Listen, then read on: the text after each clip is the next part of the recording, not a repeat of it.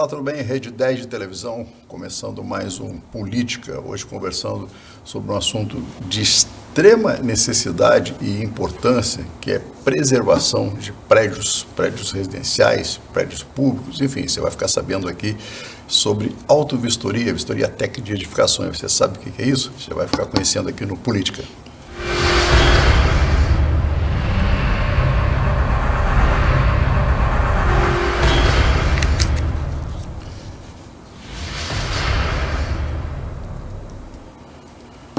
Muito bem, Rede 10 de televisão, conversando mais uma vez no Política. Muito obrigado por sua audiência, muito obrigado por sua sugestão de pauta. Aliás, sugestões aqui temos para fazer programa até o final do ano. Todo dia chega uma mensagem pedindo, que se aborde alguns assuntos que, claro, a política tem muito a ver com a sua maneira de viver e mexe, claro, com a vida de todo cidadão. Hoje a gente vai conversar sobre autovistoria predial. O que é isso? Isso é uma decisão política? Quem é que definiu isso? A gente vai ficar sabendo aqui. Convidamos dois engenheiros, Flávio José Scali, que é engenheiro civil, e o Walter Luiz Ramos, que também é engenheiro civil, são especialistas com larga experiência na área de engenharia, os homens que ajudam a construir toda a região dos lagos e são técnicos nessa parte de autovistoria predial. Obrigado, Flávio Scali e Walter Ramos, obrigado pela presença de vocês. Primeira pergunta é: o que é autovistoria predial? Pode começar com o Flávio. Isso. A autovistoria predial é uma vistoria que é feita, contratada pelo gestor de uma edificação, no caso dos condomínios, os síndicos em geral são os principais interessados nessa questão. Eles vão contratar um profissional ou uma empresa de perícias que trabalhe com esse tipo de vistoria para poder fazer uma inspeção na edificação e examinar todos os sistemas. É uma visão global da edificação, avaliando as condições de funcionamento dessa edificação e as condições de conformidade com o normativo que tem da ABNT, com a boa técnica, com as condições de manutenção, as condições de conservação das edificações. E isso tudo é fundamental para que ele possa gerir essa edificação com segurança e, sobretudo, corrigindo problemas que eventualmente são encontrados. É difícil a gente, pelo menos até hoje, eu não vistoriei nenhuma edificação que estivesse isenta completamente de algum problema, e a gente pontua nesse trabalho a pertinência de tudo que a gente observa, tudo que a gente encontrar, a gente vai colocar lá e as recomendações vão ser dadas dentro da autovistoria. Então, a autovistoria funciona como um grande instrumento para o gestor, com a pontuação, a justificativa bem clara, técnica, daquilo que não está conforme e que oferece riscos aos usuários, algum risco ao patrimônio e várias questões aí que são abordadas ao longo desse trabalho que é feito com a ótica, a ótica de um engenheiro, Sim, que é um profissional, um olhar técnico, profissional técnico, exatamente. Walter, essa vistoria é uma tranquilidade aos moradores? Sim, todo esse processo ela vai fornecer ao titular da edificação, uma certa garantia de que o seu imóvel está em condições de habitabilidade e com segurança, que é o principal fator que a autovistoria ela se baseou. Isso apareceu, justamente há 10 anos atrás, quando houve aquele acidente lá no Rio de Janeiro, do edifício Liberdade, que Sim. desabou, e saiu carregando com ele mais dois prédios vizinhos. 12 pessoas mortas. É verdade. E causando danos até ao patrimônio do Teatro Municipal, famosíssimo, Sim. Então, aí foi criada essa lei nessa época.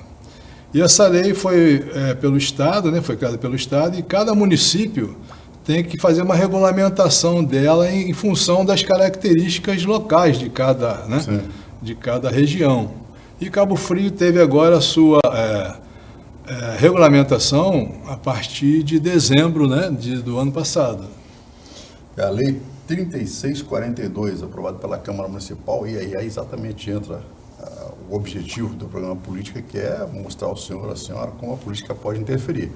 demorou um pouquinho, assim como nós já falamos aqui das leis complementares, né, o plano diretor, que depende também de aprovação da Câmara, para que regulamente as edificações, né, e como uma cidade se desenvolve, isso é um ato político, claro que é uma discussão com a sociedade.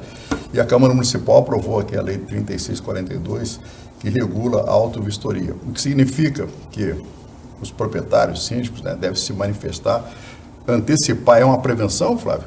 Sim, a questão assim, do laudo, da elaboração do laudo, de um parecer técnico em relação a todos os sistemas que funcionam numa edificação, porque a edificação com um prédio multifamiliar, ela é uma edificação bastante complexa.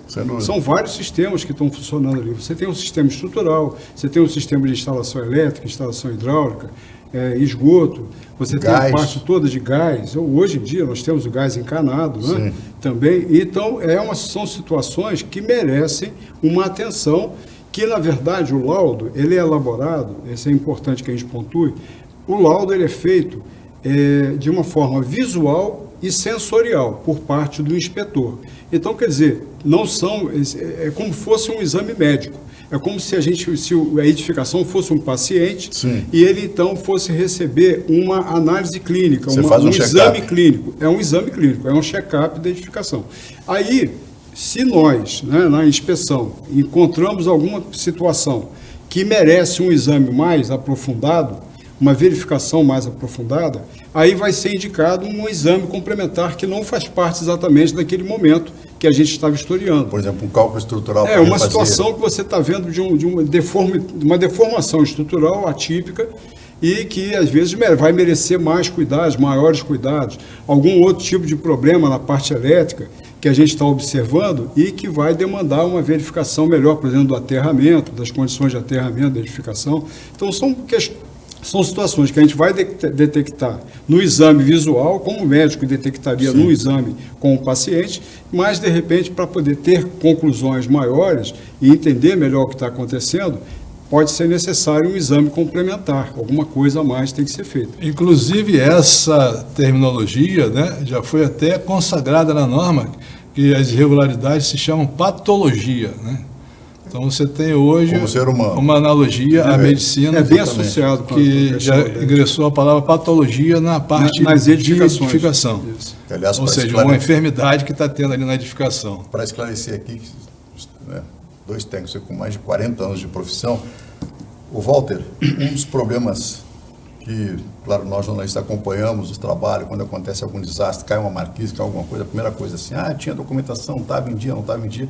E a autovistoria vem exatamente para regulamentar isso. Um dos problemas que os técnicos, os profissionais da construção civil encontram é a falta de planta nos lugares, é isso? Com certeza. As construtoras, um tempo atrás... O síndico não tem nem ideia no que está a planta. Realmente não tem. Acontece que as construtoras não entregavam esse material para os condomínios, né, os prédios que entregam. Hoje em dia já existe uma lei em que eles são obrigados a entregar até um manual do proprietário, né, com o plano de manutenção, junto com a norma que também estabelece essa situação. Mas o síndico ele tem uma possibilidade que ele pode conseguir isso. Não digo as plantas assim de instalações, né, de estrutura, mas a arquitetura, o habite, a documentação em si, ele pode requerer no cartório do registro de imóveis. Ou buscar o processo administrativo na prefeitura, que está arquivado, para ver se encontra para tirar o inteiro teor do processo. Mas, com certeza no RGI ele está lá, é só pedir a certidão da planta, ou do habite, ou do lançamento, está tudo lá. Agora, o Flávio, uma pergunta, o proprietário, claro, tem aquele sonho da casa própria, tem um sonho de morar num novo lugar, e as pessoas estão mais interessadas e preocupadas em comprar um lustre novo, um quadro novo, a pintura da parede, o carpete, mas não se preocupam com a estrutura do prédio. A autovistoria resolve isso? Exato. A autovistoria, o que acontece? Nas conclusões da autovistoria, né, quando a gente já tem o apanhado já de tudo que a gente observou, do que não está conforme, a gente vai mensurar os riscos de cada não conformidade, os riscos dessas patologias que a gente encontrou. Então, tem situações que exigem uma intervenção imediata, mais rápida, urgente até. Tem casos até que pode até ser necessário uma providência mais assim, crítica, que seria você até interditar às vezes, uma parte da edificação, alguma Sim. situação, em função do que você encontrar. Que às vezes você está expondo ao risco de uma coletividade, de um grupo maior, Claro, de pessoas, e às vezes você vai ter que tomar uma providência. Então, o trabalho ele vai escalonar em patamares de urgência as intervenções necessárias, sejam elas corretivas ou preventivas, buscando orientar o gestor no sentido das medidas que ele precisa implementar para poder sanar as questões. Um dos problemas gravíssimos aqui na região dos lagos, aliás, todo o litoral brasileiro, são 8 mil quilômetros de litoral, é com a maresia nos prédios. Esse é o mais comum, vô? Sim, com certeza a agressividade do ambiente aqui é muito, vamos dizer assim, forte, né? Você encontra a norma que ela fala que o comprimento do concreto ela tem que ser uma base de uns 3 a 4 centímetros, dependendo da situação. No mínimo 2,5. A norma fala no mínimo. E as construtoras praticamente ignoravam isso, até porque a norma também surgiu depois também. Muitos prédios aqui foram feitos antes da norma. E aí, praticamente, o ferro, né, que tem na pilastra, ou na viga, ou na laje, ele fica praticamente na flor da pele, né? Então, a proteção ali é mínima. Muitas vezes, o revestimento é que dá uma proteçãozinha. E ali o agente agressivo vai e começa a penetrar. Os concretos também, na verdade, eles não são 100% assim, estanques, né? Eles têm os vazios. Tem porosidade. Né? Porosidade, porque se você, na teoria, você com um traço bem certinho, a quantidade de água muito bem certinha, ele dá um material homogêneo, mas também o ser humano, né? Ele vai fazer aquilo ali, sempre está sujeito a erros. Claro. Então acontece essa penetração desses agentes e ali vai se desenvolvendo a ferrugem, né? E vai brotando, o aço tem a tendência a inchar, né? Aumentar de volume e começa então a estourar o concreto que não tem muita resistência à compressão, que é o aperto, né? Aliás, a tração, desculpe, a compressão é o aperto, a tração é a puxada. Então ele começa a estourar em rachaduras. Também existe também o outro agente, que aqui é um pouco melhor, que é o CO2 que sai dos carros, por exemplo, garagens subterrâneas, né, em local que não circula ar, também é o outro problema que também dá muita corrosão. É o chamado microclima, que vai se formar naquela localidade. Sim. Em função de coisas que estão no Vira ar. uma estufa. Aí, não é bem estufa, são reações químicas que vão estar acontecendo em detrimento desses elementos que tem no ar. Aí eles penetram ali, geram reações com a água. Sim, e vão virando um ácido. Aumenta, viram ácidos. Né? Agora, o morador, a senhora que está nos assistindo, o senhor que está nos assistindo, qualquer morador, qualquer cidadão, lógico, as leis são públicas, feitas para ser cumpridas. Qualquer morador pode exigir, chegar para o seu síndico e falar, olha, eu estou desconfiado, estou com uma rachadura no meu apartamento. Como é que funciona isso? Porque dentro da unidade, né, é a área de uso exclusivo do proprietário. Sim. Então, muitas vezes, o síndico, eu também sou síndico, né, estou síndico nesse momento, ele fica sem saber, muitas vezes, de alguma situação que está ocorrendo dentro da unidade. Então, é importante que esteja atento o morador, aquele que usa o imóvel, de ver algumas deformações que a pessoa não se sente confortável. Ninguém se sente confortável com uma rachadura, mesmo que seja na parede, claro, né, ou no teto, em algum lugar que está uma ocorrência dessa natureza, não é algo que traga conforto. Então, na dúvida, é sempre importante comunicar ao síndico, talvez até em nível de ocorrência, que aí fica uma coisa registrada, e para que o gestor, no caso da edificação, que é quem está diretamente responsável pelas providências, né, e nesse caso, porque a estrutura é a parte da edificação que é do condomínio, estrutura é do condomínio, então não é porque está no apartamento que pertence ao apartamento, a estrutura pertence ao condomínio, então claro, o gestor do condomínio tem que tomar ciência, tomar conhecimento para tomar as providências cabíveis. Uma das coisas preocupantes, na verdade, é que toda vez que acontece alguma coisa na sua residência, no seu apartamento, no seu imóvel, né, e é comum no Brasil acontecer isso, o senhor e a senhora chamam o seu João ali, que é um pedreiro, um amigo que eu conheço, para tentar resolver. O caminho não é esse, o caminho, e aí acaba mascarando o problema. O negócio é chamar um técnico, um profissional, um engenheiro, um arquiteto, enfim, não adianta chamar o seu João ali para resolver, né, o Walter?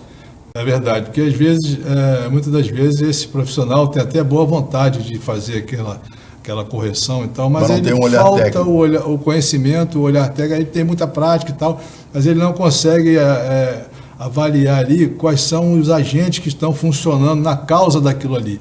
Então ele pode pegar o problema e fazer um reparo que não atacou a causa do problema, e daqui a pouco na frente vai aparecer novamente. Pode até agravar o problema, porque às vezes uma intervenção, né, mal feita e com a utilização dos materiais errados, impróprios, sim, e também com o uso da técnica errada, porque muitas vezes é uma sucessão de erros. De erros. Aí, quer dizer, é um dinheiro jogado fora que, na verdade, agrava muitas vezes a situação. Aquilo vai acontecer logo depois e vai complicar mais ainda. Agora, muito a conversar, pois não. A lei que foi no seu artigo 17, né, ela fala que a autovistoria tem que ser global em todo o edifício, nas áreas comuns e também nas áreas privativas. Quer dizer, as áreas privativas são os apartamentos, claro, e as áreas acessórias deles, que às vezes é aqueles boxezinhos e tal, que é particular e privativo. Então, o proprietário do apartamento, ele é obrigado a deixar o síndico requerer a vistoria dentro do imóvel dele. É claro que dentro desse lado de auto-vistoria é preciso ter um cuidado com aquela lei de proteção de dados. Então, você não pode sair explanando o que tem dentro do apartamento ou fazendo referência ao apartamento. No laudo a gente evita isso. É mais o problema, né? Ou também mostrar o problema para todo mundo. Quem pode ver aquilo é só o síndico, aliás, o titular da edificação, que é o síndico, e o conselho fiscal, essa coisa assim. Então, nem mesmo as outras pessoas dos outros vizinhos podem saber daquilo ali, para não ter uma desvalorização, não gerar alguma coisa jurídica em relação a essa parte que pode desvalorizar o apartamento da pessoa. Então, só ele recebe aquele anexo do laudo. E sabe o que tem que fazer tecnicamente. E o síndico também, que sabe que vai ter que fazer alguma coisa ali. Tem que acompanhar. Sim. Temos muito assunto aqui ao longo desse programa, que estamos conversando com o Flávio José Scali, que é engenheiro civil, e o Walter Ramos. A gente vai fazer um breve intervalo e já volta aqui no Política.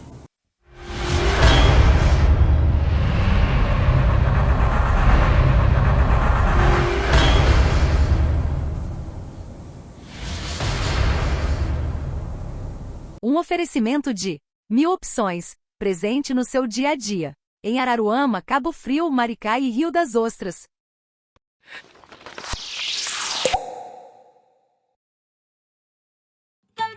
Para tirar passaporte, para se matricular na universidade, para trabalhar no serviço público, para exercer a cidadania, sua situação eleitoral precisa estar em dia. Não votou e nem justificou a ausência nas eleições? Acesse o site do TSE e regularize sua situação eleitoral. Regularizou? Resolveu! Justiça Eleitoral, a justiça da democracia.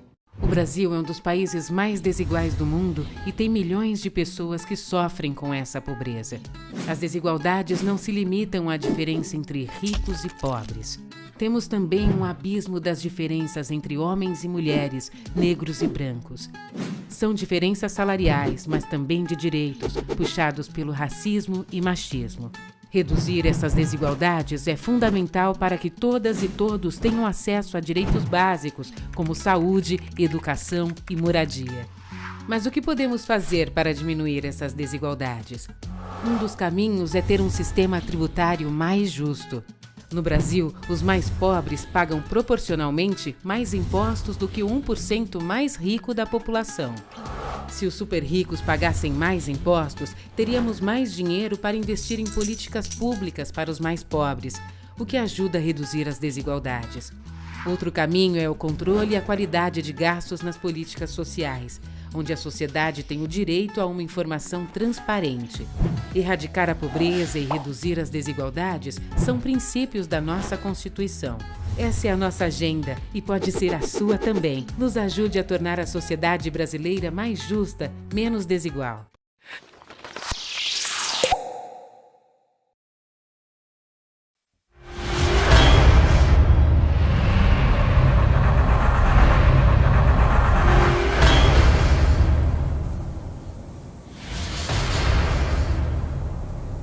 Muito bem, política aqui na Rede 10 de televisão.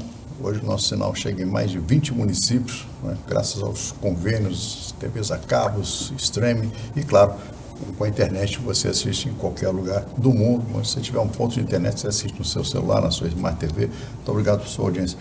Política hoje conversando como as políticas públicas, né, uma decisão da sociedade civil, técnica, pode influenciar e deve na vida de cada cidadão, de cada pessoa. Começando com Flávio José Scali e Walter Luiz Ramos, que são 2 engenheiros com mais de 40 anos de experiência.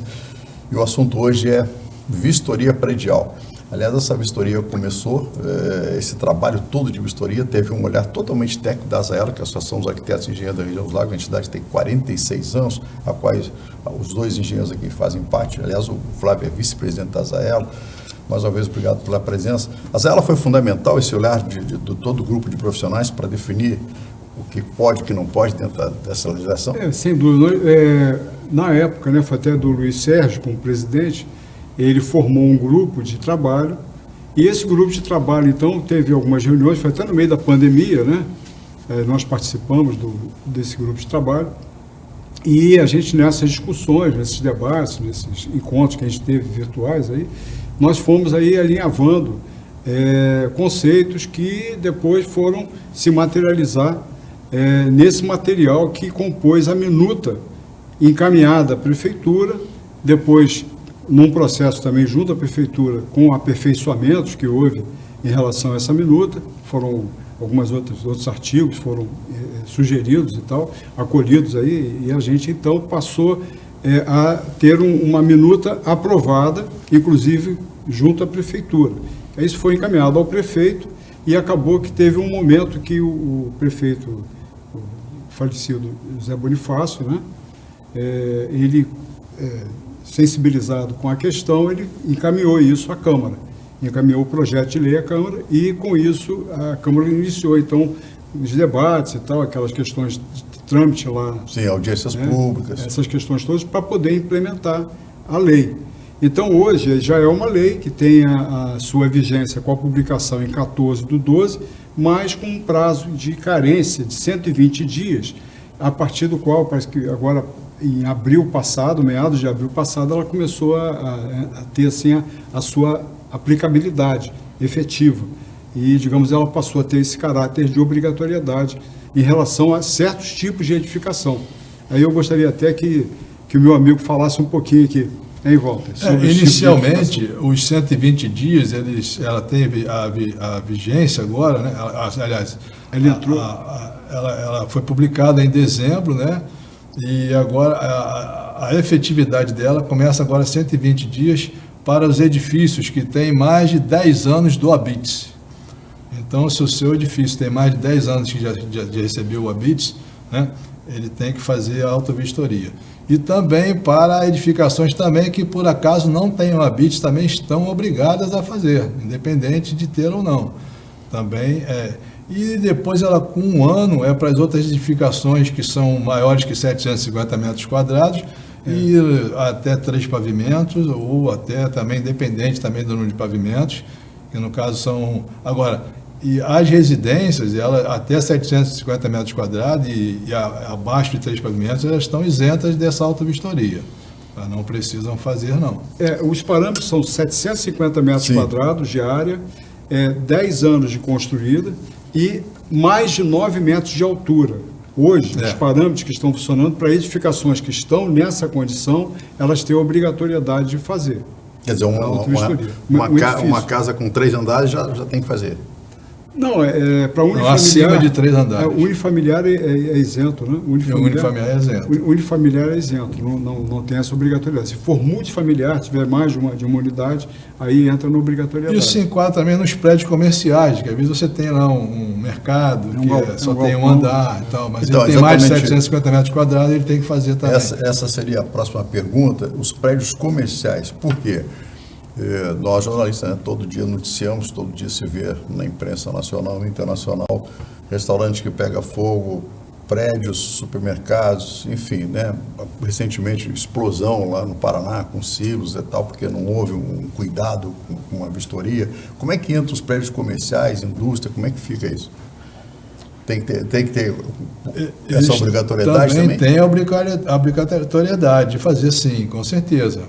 E agora, realmente, os parâmetros são mais, assim, vamos dizer assim, mais complexos, porque você tem ali equipamentos, às vezes, dependendo da atividade que é empregada naquele tem bujão de gás, né? Por isso, aí não é nem a norma brasileira, não. Tem a norma 16747, é a norma que rege a inspeção predial hoje no Brasil, né? Então, no caso aí, nós utilizamos um normativo que é do Instituto Brasileiro de Avaliação e Perícia em Engenharia, o IBAP Nacional.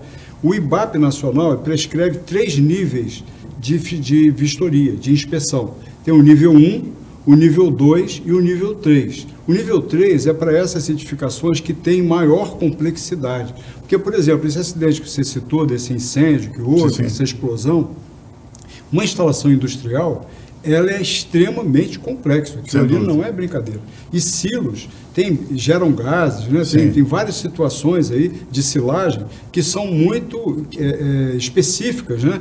Aquilo ali tem todo um critério, existem uma série de dispositivos, de sensores, isso, inclusive foi até colocado na reportagem, até a gente viu isso.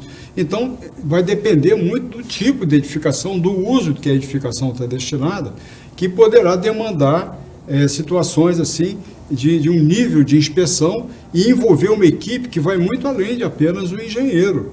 Vai ter um engenheiro, vai ter um eletricista, vai ter um engenheiro mecânico, pode ter engenheiro elétrico e outras especialidades que, digamos, em conjunto vão ter que estar avaliando cada um desses sistemas, que muitas vezes até pode fugir até a questão da própria engenharia. Claro. Pode ser alguma coisa aí que está fora até do âmbito da engenharia, entendeu? Então, são situações assim que têm uma complexidade maior e a gente precisa considerar isso. É lógico que aqui na nossa região não é muito comum, exceto talvez Macaé, né, talvez outras instalações, que aí você vai encontrar instalações dessa natureza que você está falando. Uma das coisas que nós temos aqui na região, aliás, na região dos lagos, a gente fala que são 10 municípios, vai de Maricá até Rio das Ostras, né, e cada vez cresce mais, são os prédios que são antigos. Um exemplo, as casas antigas que foram tendo puxadinho, hoje abrigam um ônibus de excursão com 50 pessoas, e aí tem 1 ou 2 tomadas, todo mundo tem celular, todo mundo tem aparelho de som, todo mundo tem secador de cabelo, não tem esgoto para todo mundo. Como é que fica isso, Walter? Um tempo atrás aí a prefeitura regulamentou essa situação, né? Obrigando essas casas de hospedagem a se legalizarem, inclusive tendo o alvará do bombeiro, né, do Corpo de Bombeiros, e também essa situação da autovistoria que vai ser feita também nessas casas. Onde tiver problemas de baixa, vamos dizer assim, carga, né, ou seja, uma carga maior do que é necessária para a instalação que está lá no local, a gente vai ter que acusar aquilo ali e obrigar eles a fazer aquilo ali de acordo com como tem que ser feito, né? Dimensionado com a respectiva carga.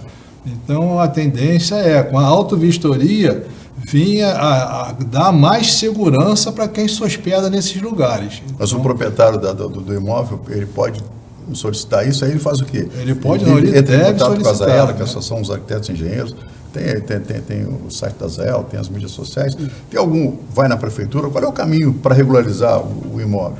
Isso cabe à prefeitura, a regularização, aí quer dizer, a forma como a prefeitura estabelece para aceitar um imóvel, ou para acolher a legalidade do imóvel, aí são critérios lá da legislação municipal, nesse nível para essas aprovações. Mas, paralelo a isso, você tem bombeiro, se o proprietário quiser... você tem bombeiro, né? Você tem corpo de bombeiros, como ele já citou.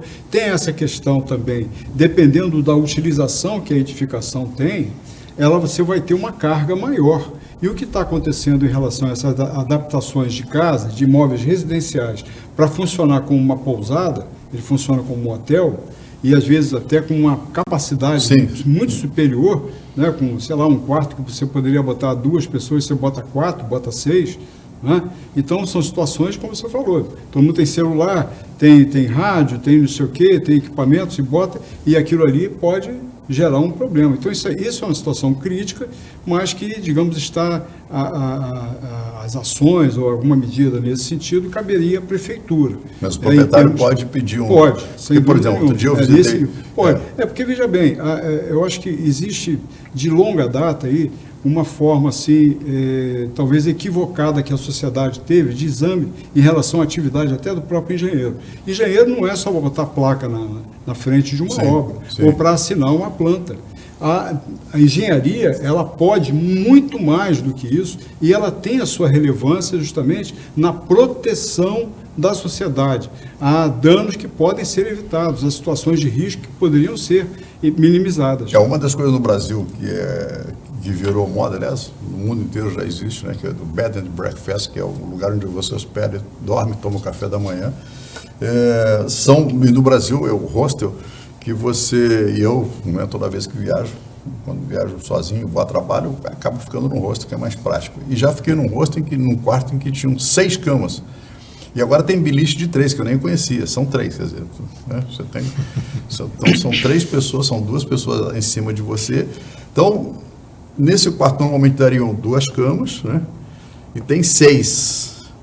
E aí a propriedade tem 4 quartos, tem 24, tem 30 pessoas, no lugar que caberiam 5, 6. E aí você vê que a fiação é antiga, né? Consequentemente o esgoto também tem uma tubulação antiga. O problema começa por aí, né? Impacta geral, né? Até a própria cidade mesmo, que você tem uma contribuição considerada menor, e aí tem aquela enxurrada de esgoto, né, principalmente na nossa cidade, que a gente trabalha com tempo seco, né, que utiliza as galerias de água pluvial para poder pegar o esgoto, e isso aí é mais crítico ainda, porque além do que você junta também com a carga de águas pluviais, né? E aí causa até alagamento na cidade. Nas intempéries, a nossa cidade sofre, realmente é uma barbaridade. Que você tem também o problema do assoreamento, né? Da própria areia, né? De obra, essa areia mesmo que vem com o vento, vai se acumulando nas ruas, aí quando chove aquilo vai tudo para dentro da rede. E é um outro fator aí complicado. Aí se acumula isso com a gordura, que também acaba indo, alguma gordura residual. Sim. Eu já vi situações assim que você vira um concreto. Você pega a areia com a gordura, aquilo cristaliza, meu amigo, vira um concreto forte. Se fazia casas com óleo de baleia, né? Que era gordura, né? Botava a pedra sentando com a... Pois é. Mas é isso, realmente é um fator que a gente fica preocupado, né, com essa situação, mas a lei chegou lá para poder... Muitas casas se legalizaram, eu já tive lá, inclusive até, né, eu já fiz umas 2 ou 3 legalizações dessas casas, e pelo menos aonde eu passei fiz lá uma coisa para poder mitigar ao máximo esse risco da situação de perigo, né? Mas é uma coisa que se preocupa realmente. A postura da engenharia é para isso. A engenharia é para isso, né? Em relação assim, no seu serviço para a sociedade, é de trazer segurança, trazer preservação de vida, né? A ideia é essa, e um conforto, né? Uma condição de uso da edificação mais adequado e o melhor possível, com as melhores condições possíveis. Durante uma reunião com engenheiros, arquitetos e consultores em Búzios, da qual eu participei como jornalista, se discutiu há muito tempo atrás, o Flávio deve lembrar disso, os profissionais pensaram naquela época, né, até porque Búzios é uma cidade menor, que se criasse um selo de qualidade para que, por exemplo, o morador e até para valorizar o próprio imóvel, tivesse um selo, isso aqui já foi vistoriado, está aprovado, tá assim. Esse assunto acabou ficando, caindo, não entrou em prática, começou, mas depois acabaram. Existe essa possibilidade de criar um selo de qualidade para você? Você foi espetacular essa sua colocação. Obrigado. Porque a gente jornalista acabou vendo muito boa essa eu acabei lembrando dessa história do selo. Então, o turista vai se hospedar, aqui tem um selo dúvida. De autovistoria. Sem dúvida. Então, eu já sei que aqui, pelo menos... Isso que você está falando seria a certificação da inspeção predial. Isso talvez fosse uma segunda etapa que ainda não existe exatamente isso. Mas ela poderia pilotar isso? Sim, é uma questão aí que a gente tem que conversar lá com o pessoal da diretoria e talvez startar uma comissão ou um grupo para trabalhar esse tema, no sentido de que a prefeitura, aí teria de ser a prefeitura, teria de estar envolvida nisso, de ofertar uma certificação da inspeção predial que foi realizada.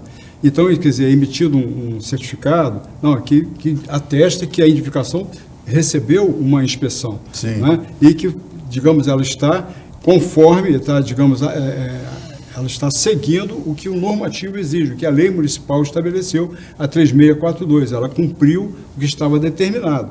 Isso já confere a edificação a quem vai comprar um imóvel nesse condomínio, de que aquilo ali já tem houve um parecer de um profissional. Isso já confere, atesta um certo valor, mais tranquilidade, sem dúvida. No exterior, no Canadá, nos Estados Unidos, você tem lá os home inspectors.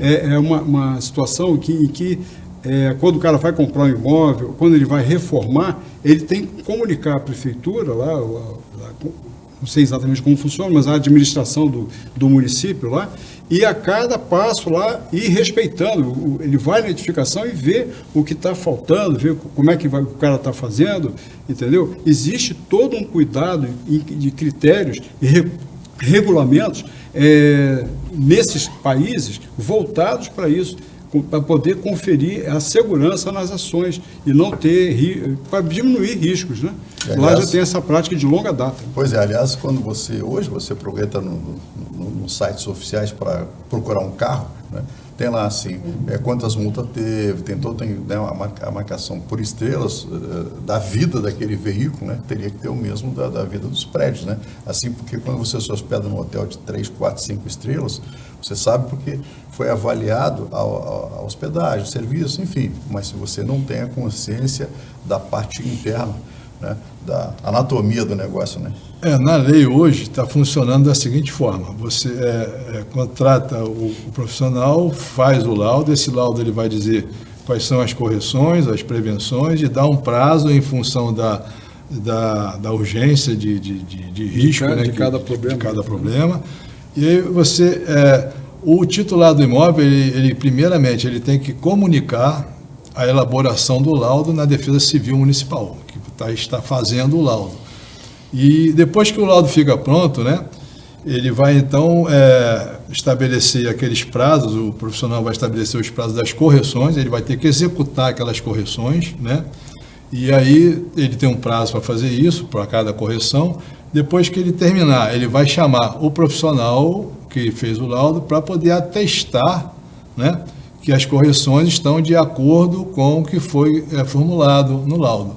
E aí esse profissional faz um segundo laudo dizendo que está tudo correto, foi tudo cumprido direitinho, inclusive foi contratado um profissional para fazer a obra, expediu uma RT ou uma RRT, que é da arquitetura, a RT do engenheiro, e esse laudo, então, ele vai ser comunicado à prefeitura, ao município, que foi feito o laudo lá, então está comunicado. A fiscalização da prefeitura, então, ela vai pegar, a cada ano ela tem uma meta de fiscalizar esse laudo, ele tem que dar ciência a todos os moradores, a todos os condôminos, proprietários, ele tem que fixar ele no quadro lá do elevador, de aviso do edifício, todos têm que ter ciência de que foi feito o laudo, né? Até porque valoriza o imóvel, né? Sim. E aí é como se fosse, mais ou menos o que foi esse selo do prédio que está lá. O ideal seria até ele averbar no registro imóvel. Mas o selo, na verdade, eu acho que seria uma questão pertinente e importante, porque envolveria o poder público no sentido de certificar que foi cumprido o que está no normativo. Quer dizer, o que está na norma, não é que a prefeitura venha dizer ou afirmar ou se responsabilizar por alguma coisa, porque tem um responsável. Não é a prefeitura se responsabilizando por nada. Apenas ela atestando que houve um atendimento, que o laudo apresentado está conforme o que a lei prescreveu. Porque a lei ela tem um formato mínimo, você tem um conteúdo mínimo que precisa ter no laudo. Não é? O laudo não é um laudo de 10 folhas, de 20 folhas. Esses laudos é da base de 100 folhas para fora, para lá. E nem marcar xizinho, né? Não é uma coisa de você marcar... Livre escolha. Né? Não é livre escolha, né? Não é checklist que você vai marcar sim, não é isso. Não tá é ruim, isso tá mesmo. bom, tá ruim. Tá? É algo que vai bem além disso aí. Tá? Os laudos, isso aí é na faixa de mais de 100 páginas, com certeza. Inclusive, você tem que apresentar também o procedimento que ele vai usar para corrigir aquele problema, aquela patologia. A gente já vai falar sobre isso, a gente vai fazer um breve intervalo aqui no Política e já volta no último bloco conversando aqui, inclusive sobre valores. É muito caro isso? Quanto custa? A gente já vai saber aqui no Política. Continua com a gente.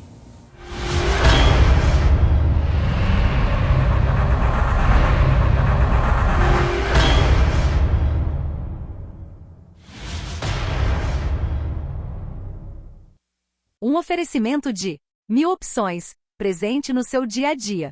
Em Araruama, Cabo Frio, Maricá e Rio das Ostras.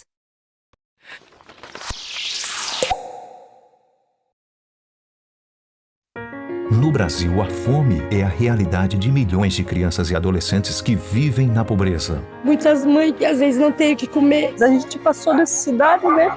Quando você diz sim à LBV, você leva alimento e dignidade a muitas famílias. A comida daqui é muito boa e saudável. Aqui na LBV, eu almoço e também lancho todo dia.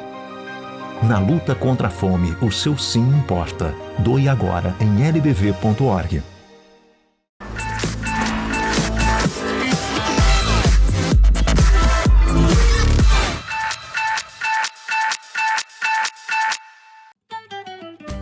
Ei você!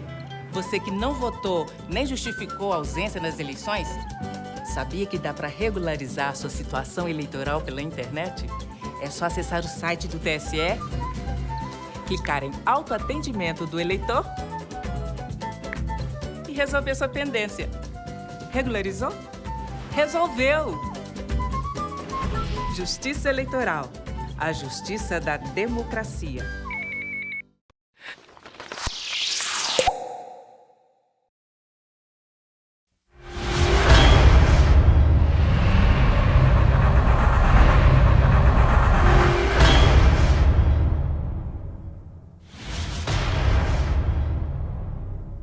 Muito bem, de volta no Política, aqui na Rede 10 de televisão, conversando hoje com dois engenheiros especialistas na área de autovistoria predial. O que significa isso? A senhora e o senhor, né, estão em casa, às vezes você está deitado tranquilamente lá, aí olha para cima, vê alguma coisinha trincada, alguma coisinha, deixa para lá, vou mandar pintar, passa. Aliás, a gente já viu isso em alguns lugares, né, já aconteceu comigo, inclusive, aí chama lá um amigo, o seu João, o cara vem, passa um gesso em cima, passa uma pinturinha, esconde aqui, acaba mascarando isso. Então nós estamos conversando aqui com os engenheiros Flávio e com o Walter, que são profissionais com mais de 40 anos de experiência sobre autovistoria. E para a senhora que ligou a TV agora, um dos problemas que se encontra constantemente nessa autovistoria é quando o síndico solicita, num prédio de 30 apartamentos, 1 ou 2 moradores às vezes não concorda, tem os moradores que não aparecem, porque nós estamos falando aqui da região dos lagos como um todo, vem uma vez por ano. Como é que resolve isso, Walter? Você tem que agendar. Infelizmente, o síndico tem que emitir uma carta, um e-mail, ou seja, qualquer coisa de meio de comunicação, Zap, entrar em contato com esse condômino e ele precisa vir aqui para poder agendar um dia para a gente poder fazer a vistoria. Porque é muito importante a gente olhar toda a parte interna do apartamento. É como você falou, às vezes uma trinquinha, ele olha aquilo ali, mas ele não vê assim uma gravidade, que pode ter alguma coisa por trás daquilo ali escondida e que futuramente possa vir a causar um dano muito maior. O caso também do gás encanado, também é preciso vistoriar se as mangueiras estão dentro da validade, se tem vazamento, se os canos estão direitos. Hoje em dia você tem a termografia, que é uma foto que determina a temperatura, né, da parte, você consegue ver se está quente, se está frio, e por trás da parede você consegue ver cano. Então, a parte elétrica também, você tem que examinar os quadros de disjuntores, se estão funcionando, se não estão em curto, se estão superaquecidos, os gradis das varandas também, que são vidros, né, se estão bem firmes, se não estão frouxos, se os vidros não estão sem borracha, arriscando cair lá de cima, na cabeça de alguém lá embaixo. Então, é muito importante a vistoria internamente no apartamento. E ele é obrigado a fazer, né? Não tem choro nem vela. E quando o morador não quer, o síndico faz o quê? O síndico tem que entrar uma notificação para ele e depois na justiça o juiz vai dar a liminar na hora, porque isso é segurança. Né? Ele não sabe, até para você fazer uma obra dentro do seu apartamento, você precisa, pela ABNT, a norma que foi feita em 2014 e revisada em 2015, ela estipula que você tem que comunicar a obra que você vai fazer dentro do seu apartamento, apresentar um plano da obra e uma RT, uma RRT, que é o contrato do seu engenheiro ou seu arquiteto para fazer a obra. É o quê? Só um detalhezinho que eu gostaria de falar aqui. Uma coisa que o Walter pontuou, ele falou sobre termografia. A termografia exige equipamento específico para poder produzir uma termografia. Então, não é exatamente... A inspeção predial, claro, ela é visual sensorial. Sim. Dependendo, no nível que você trabalha, no nível 2, praticamente essas edificações todas, que a gente vistoria de prédios em Cabo Frio, você vai trabalhar em nível 2. É uma inspeção nível 2. A inspeção nível 2, ela não te exige utilizar esse tipo de equipamento. Né? É um plus que você pode ter o profissional. Que o profissional tem, mas não é uma exigência, né? A seu favor. Da norma. Sim. A norma não estabelece isso. Isso é importante que fique colocado. Sim, mas se precisar, existe. Se precisar. Mas veja bem, isso aí é uma opção do profissional. Sim. Se achar que precisa fazer uma verificação dessa. Mas eu, por exemplo, nas inspeções que eu estou fazendo, eu não utilizo esse tipo de equipamento mesmo porque eu não tenho esse equipamento. Teria de alugar ou comprar. São equipamentos caros. Uma câmera dessa que ele falou aí, na faixa de R$8.000, o custo de uma câmera dessa. Ou tem algumas adaptações com iPhone e tal, mas é papo de R$6.000 no mínimo que você vai gastar com um negócio desse. Então, quer dizer... Falando em valor, é muito caro uma vistoria? É assim, na verdade, né, toda a prevenção, ela é infinitamente mais barata do que o sinistro, né? Obviamente. Quanto tempo nós temos... O síndico chama lá, contrata, os moradores todos concordaram para ter um diagnóstico, um tempo definido, para começar a obra, para as recomendações técnicas, eu sei o quê, 3 meses, 4 meses, como é que é isso?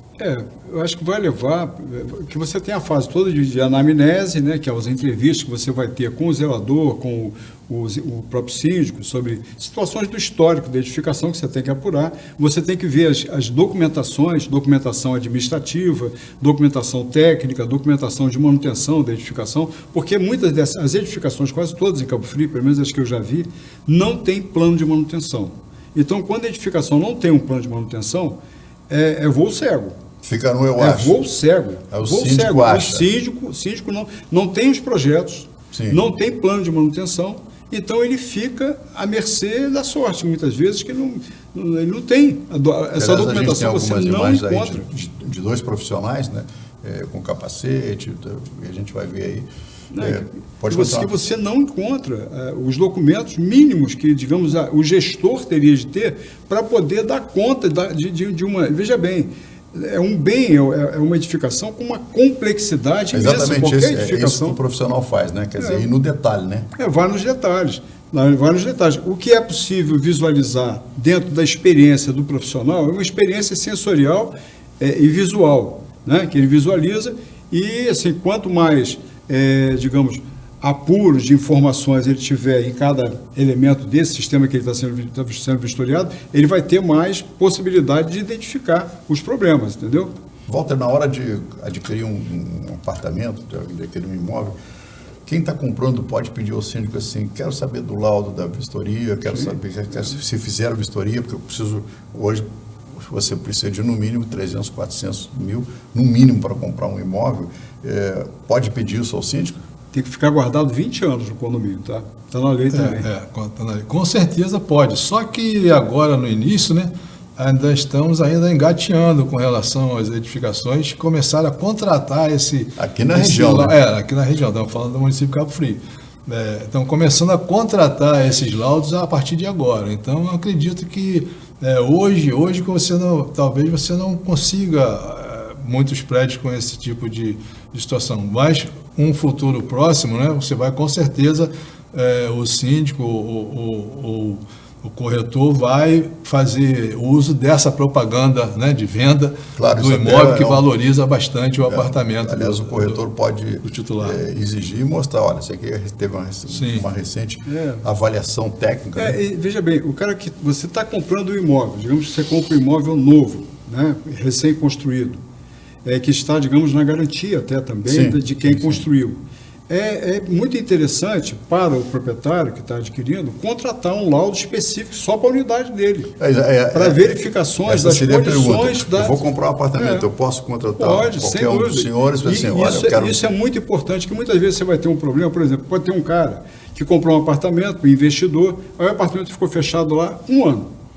Ou até ficou fechado quase que vencendo a garantia dele. Sim. Quer dizer, 1 ano já é um prazo que tem certas situações de garantia que tem que ser reclamadas até o prazo de 1 ano. Sim. Isso está no contrato dele de quando ele comprou. Então, quer dizer, se venceu aquele 1 ano, tem algumas partes de garantia que ele não vai ter condições de reclamar mais. Então, é importante que ele adquiriu que se faça uma contratação de um profissional que possa verificar, por exemplo, caimento de água no banheiro, às vezes se está invertido, se está fluindo bem a água, as condições de esquadria, as condições de fixação de guarda-corpo, de vidro, né, que está lá na vidro de segurança do fechamento da varanda, entendeu? A parte elétrica, quer dizer, tem uma série de vistorias que estão relacionadas com aquilo que ele comprou, que muitas vezes tem um memorial descritivo do que foi comprado, dos tipos de piso, dos tipos de materiais que foram utilizados, que o profissional que for lá vistoriar, ele, independente da construtora, é um outro olhar, é um olhar terceiro, vamos dizer, sim, que vai estar examinando, digamos, a pertinência daquilo com relação àquilo que ele comprou, que está lá nas plantas, que está direitinho no memorial. É muito comum, às vezes, eu já tive um caso desse, de um cliente me chamar, falando que a área, ele comprou um apartamento com uma área menor do que estava na escritura, que tem menos área do que a escritura. Sim. Mas o que estava acontecendo? Ele estava utilizando um metro e medindo a casa dele a área útil, que ele media de parede a parede interna, mas não é assim que é calculada a área.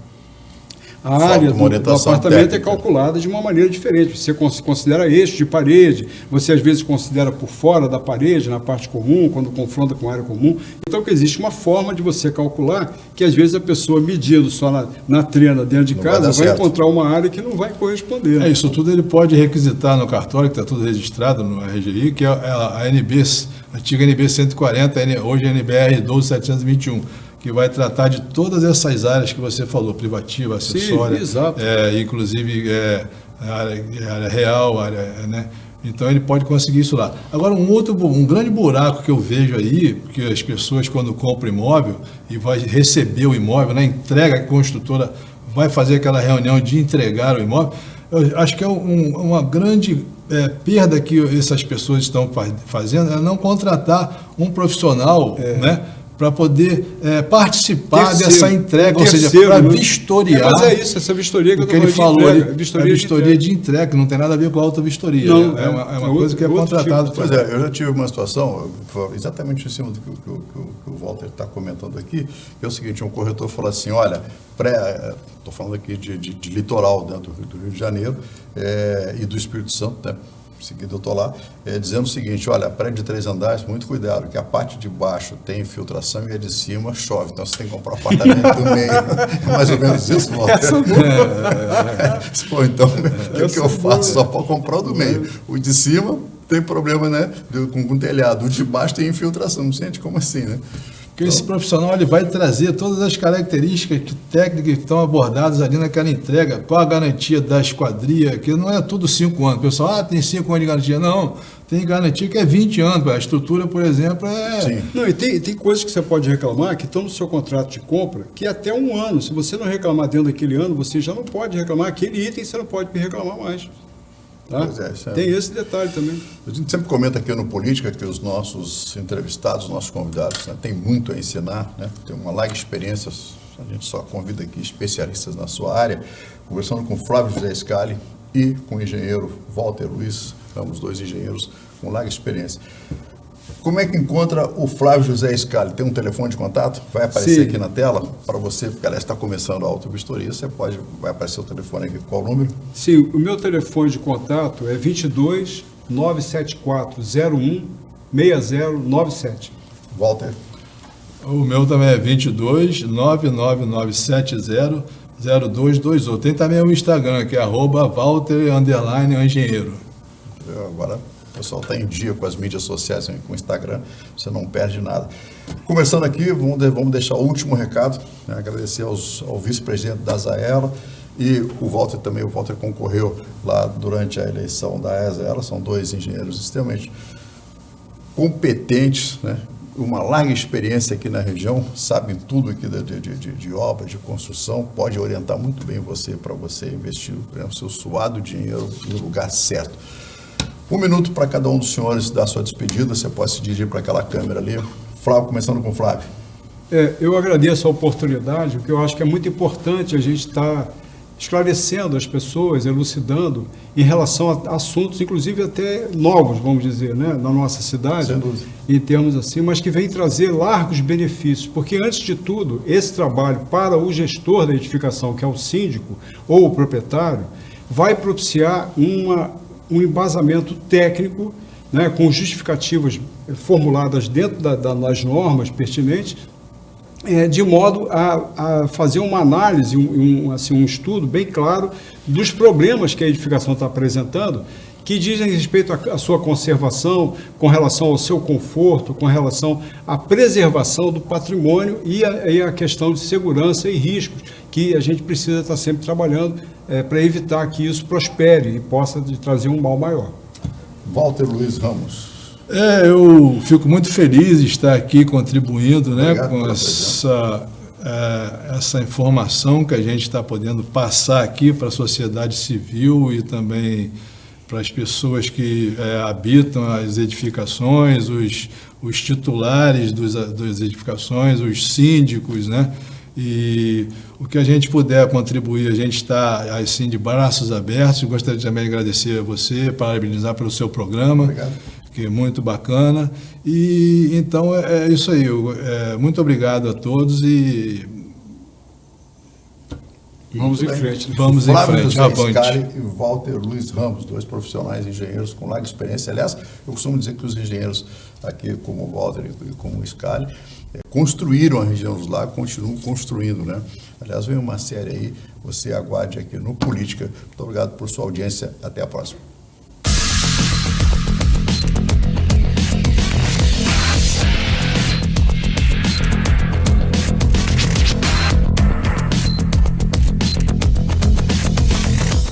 Um oferecimento de 1000 opções, presente no seu dia a dia. Em Araruama, Cabo Frio, Maricá e Rio das Ostras.